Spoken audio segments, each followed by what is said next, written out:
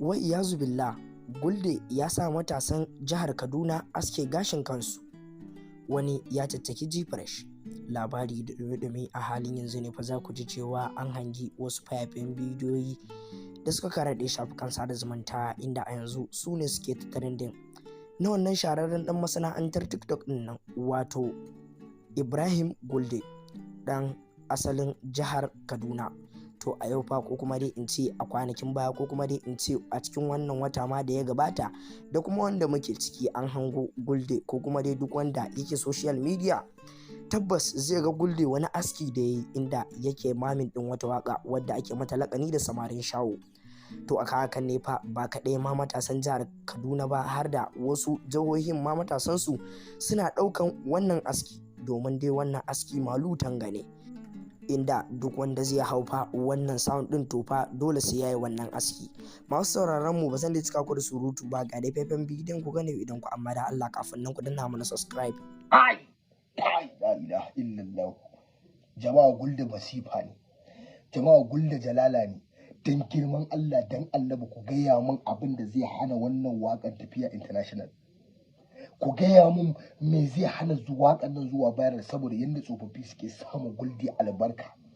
Kaduna da Zaria da Abuja da Suleja sun rikice kawai, kowane lungu ka shiga kawai kwalkwal ake yi. To muku me ake cewa ne, ƙarshen magana, ƙure mu ƙarshen magana.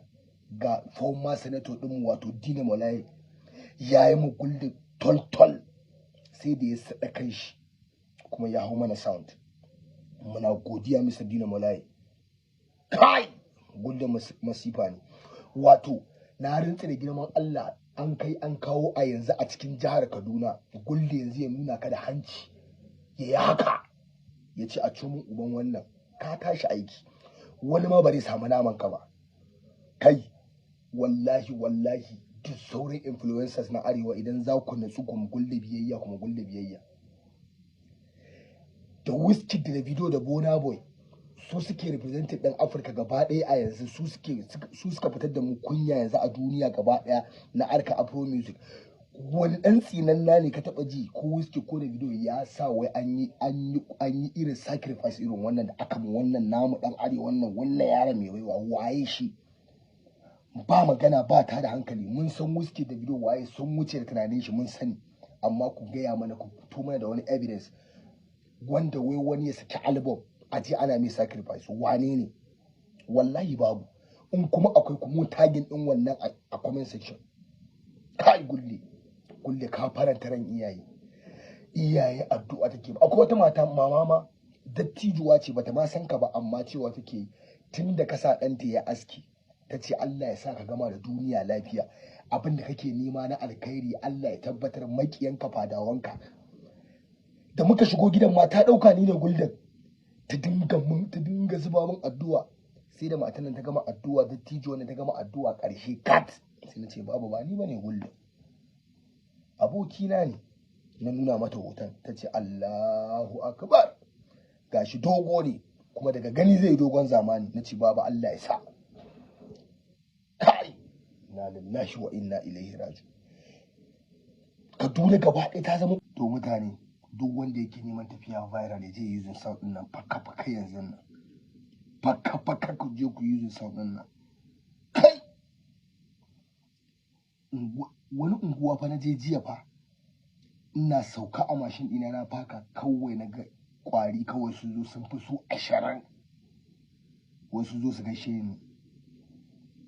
Gaisuwan nan ke da wuya, kawai naga sun cire hula, suna cire hula kawai nake gaya ma kowa ƙwaryen molo, ba da kai ma kai ƙwaryen molo nan, ba da kai ma kai ƙwaryen molo nan. Nace ni ba wai bane ƙwaryen molo bane, in nayi ƙwaryen molo ne gabana ne ke yawan faɗi, amma in ba haka ba minti nawa ne. Amma muna jiran Kaduna Spendo ya ce shi ma zai ƙwaryen molo, to shi ma yanzu muna jira mu ga ƙwaryen molon shi. Kai Gulde azaba ne. Tsofaffi kawai samu Gulde albarka yake yi, tsofaffi kawai samu Gulde albarka suke yi. Don Allah ku gaya min me zai hana wannan yare ɗaukaka. Ga Ismail nan, bayan da ba yi Ismail bai yi aski yaƙi, amma babu kawai daga Ismail ya shigo gida ya kwalkwal. ga Nuruddin shi ma ya yi kwalkwal ga kai samari shout to the world. Barkanmu da dawowa. Labari na gaba a halin yanzu shine wani dan masana'antar TikTok ya tattaki Gfresh bayan bullar faifan bidiyo da ya karaɗe shafukan sada zumunta, inda a yanzu shine ke tattalin da na wani bawan Allah dan masana'antar TikTok, inda ya fito fa yake magana akan cewar shi gaskiya a yanzu fa ya gaji da yi wa Gfresh Kano State Material addu'a, domin kofa abgun nashi ya ga ƙara ƙaruwa yake yi, yanzu kuma ya je ya nemo wata fitinanne yarinya a jihar Abuja. Masu sauraron mu ba san da cika da surutu ba, ga dai faifan bidiyon bawan Allah yadda yake yi wa Gfresh Kano State Material wa'azi, amma da Allah kafin nan kudin na mana subscribe. Gfresh, na gaji da maka addu'a cikin girmamawa Allah ya yamma da kai. Da Allah jama'a gurguje wannan bidiyon ku min sharing da Allah ya je zuwa ga Gfresh. Yanzu ke akan abin duniya kika fito kina wannan rawan a social media. Kai ka ji tsoron Allah, kana da mata, akwai haƙƙinta akan ka, kuma Allah zai tambaye ka ran lahira. Me zaka ce mishi? Bar wannan batun. Yanzu wannan a ce yakka ko ɗanka a nuna musu wannan bidiyon, dan Allah Gfresh wani bayani zaka musu akai? Bar wannan zancen. Kar ka manta duk abin da kake yi Allah zai tambaye ka ranar gobe kiyama. Ka ji tsoron Allah, me zaka gaya ma Allah? Bar wannan zancen. Sannan abu na uku, ke yanzu nan gaba kaɗan sai ki ce kina neman mijin aure, sai ki ce kin ƙi auruwa. Bar wannan zancen. To ki kaddara ma a ce ke kin auru, dan Allah ƴaƴanki da za su taso, dan girman Allah me zaki gaya musu? Bar wannan zancen. Ke yanzu Gfresh, tsakaninka da Allah me ka bar mawa yaranka wanda za su yi alfahari da kai gobe? Idan yaranka sun zo, me ka bar musu wanda za su yi alfahari da shi? Bar wannan zancen. To da kai da ita ku ji tsoron Allah. Kai Gfresh kana da mata, in matanka tana ganin irin wannan, dan Allah me za ta ji a ranta? Baka da kishi ne? Kai ba namiji bane?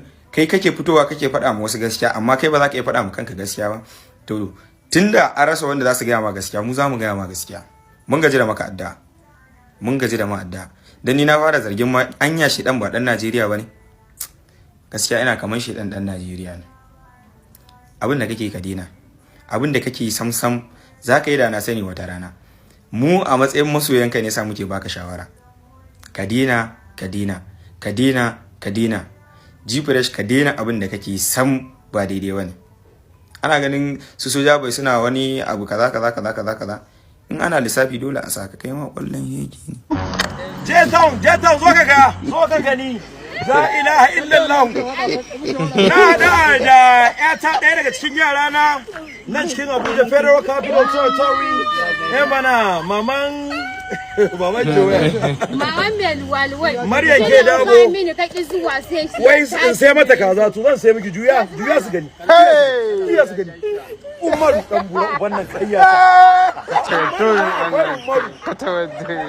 Kai dole he na sai miki kaza wallahi. Dole go ki ga kaza. Yake a saka za, yake a saka za. Ka musu ga ko Allah ne.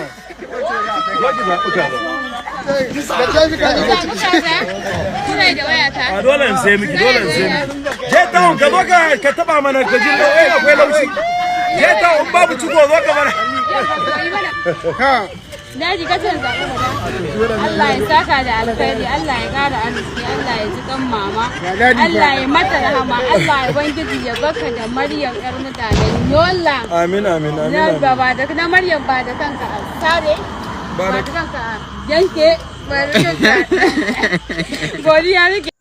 To masu sauraron mu anan muka karkare labarin, amma kafin mu tattara tabarmar shirin ga bitar muhimman kanunsu.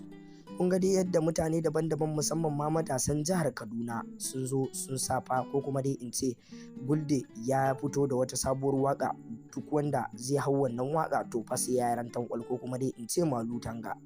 To aka haka ne dai mutane daban-daban fa suka fito suke ta tofa albarkacin bakin su, inda muka hango wannan shahararren dan masana'antar TikTok din nan wato Bades Alhaji, inda ya fito yake tofa albarkacin bakinsa akan wannan waka da Gulde ya saki.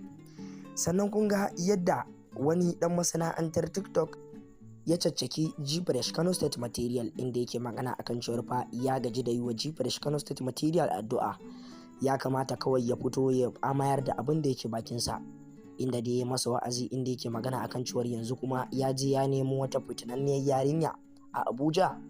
To Allah wa alamu, ba mu san dai menene tsakanin Gfresh da wannan yarinya ba, amma in dai ta kwana za ku ji. Masu sauraron mu, menene ra'ayoyinku akan wannan labaru da muka kawo muku? Ku faɗa mana su a comment section, amma da Allah kafin nan ku danna mana subscribe.